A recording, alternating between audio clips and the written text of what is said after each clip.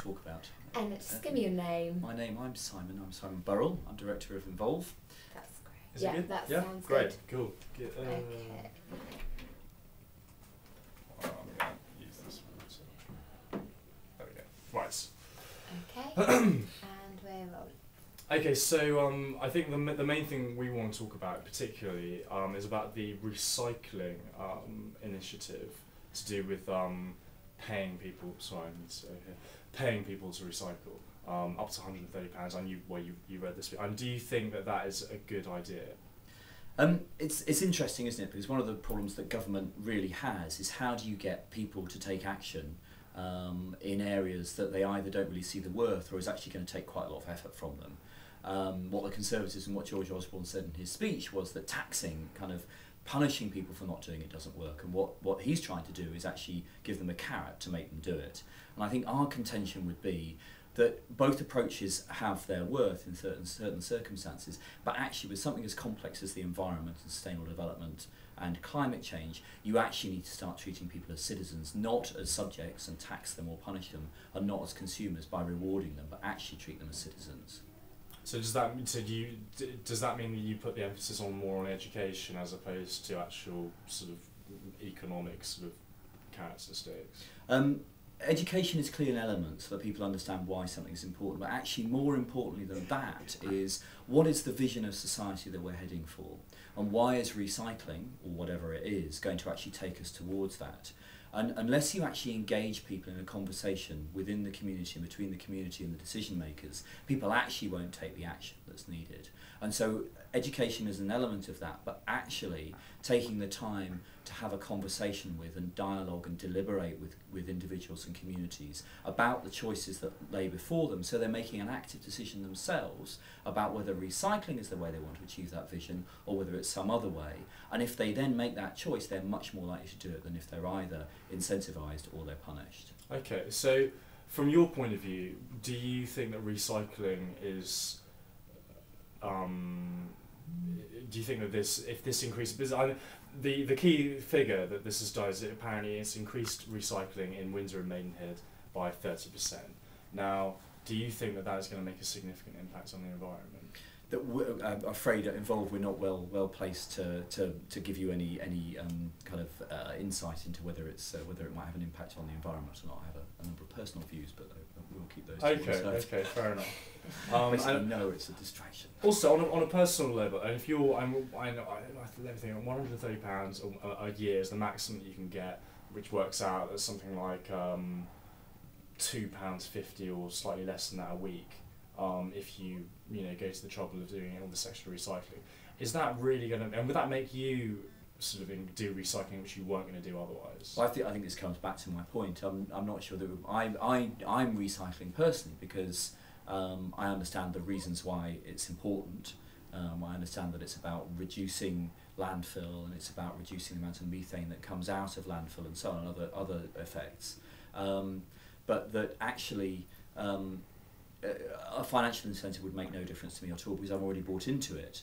And I think although there is clearly evidence from Maidenhead and from the work in the US that George Osborne talks about, that incentivising consumers in this way will work. And it may well work in a specific narrow example like recycling, but there are whole areas where government has identified that British citizens need to act in different ways, whether it's around the way they use transport, whether it's around the way they use the health service, and a whole set of other ways. And we just do not have the budget to incentivise citizens for all of these different things. And if you were to start incentivising them, what do you do as a rational consumer? Do you get the £2.50 from the recycling, or do you take whatever the incentive is you're offered for using the doctor in the right way or whatever?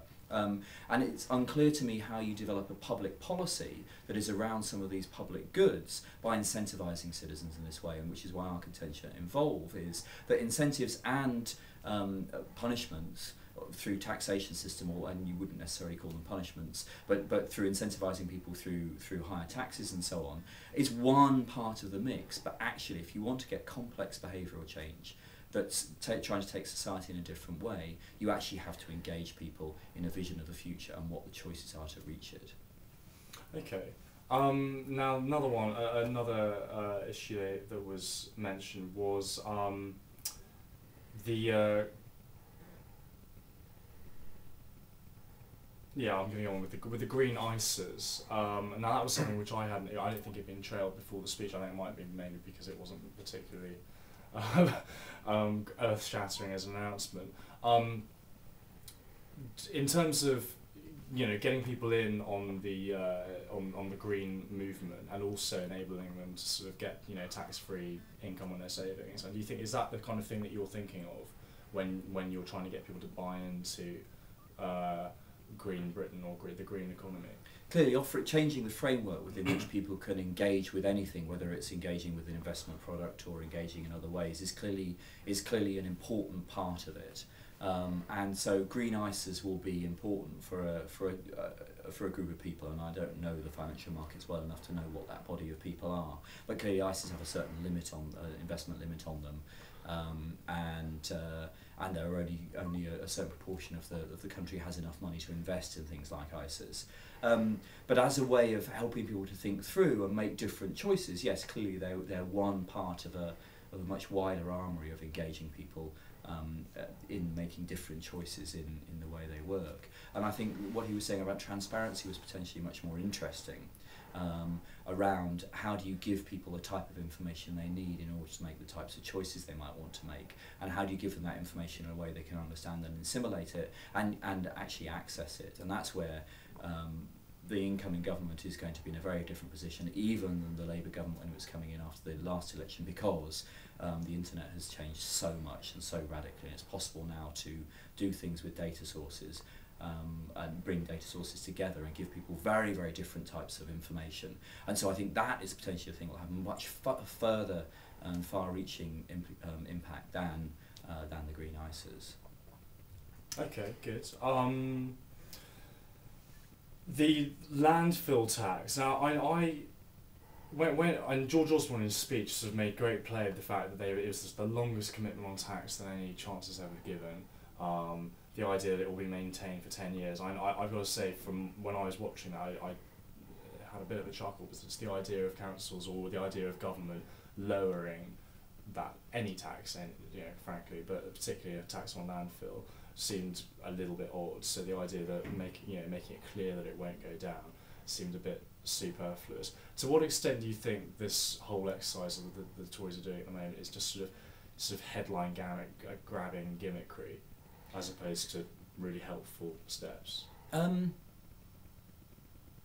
That's an interesting question, and I guess when I read his speech, I thought the most eye-catching thing was him talking about bringing the green issues and issues of the environment into government, right to the heart of government, of the Treasury, and his identification of the Treasury as being the absolutely critical department that has to understand these issues was probably the most, alongside the transparency, which has been said before, was potentially the most far-reaching. If the Treasury really does that and is able to work across government, then that could have fairly significant implications. I think more broadly the Conservatives are really beginning to do some real thinking and are demonstrating it in what they think about devolving power to the people, what they think about localisation. And so things like the Green ISA and things like trying to incentivise people to recycle or whatever are clearly some of the ways they're intending then to work through how you give power back to people.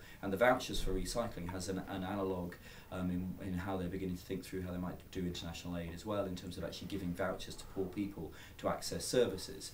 And there's a whole debate about whether those would work or not, but it's a new way of doing some of these things. And so I think underlying a number of these things, whether or not they're for headline grabbing or really substantial, I think there is a slightly different way of thinking about things that is worth engaging with and worth thinking through what would that really mean in the short and long term for changing people's behaviour.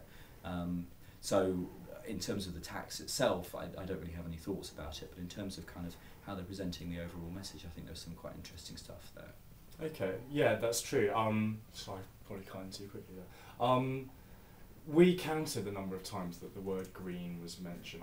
Gordon Brown was obviously the Iron Chancellor, and it seems that George Osborne wants to be the Green Chancellor, and they're really taking the Green Party's clothes here. I think it was 47 times in about 20 minutes he said the word green in this speech. Is that, and in your own words, do you think that George Osborne is trying to take on the mantle of the Green Chancellor through this speech? I mean, well, clearly he's particularly, as I said before, kind of pitching and identifying the Treasury as being the absolutely key department to unlock this across government.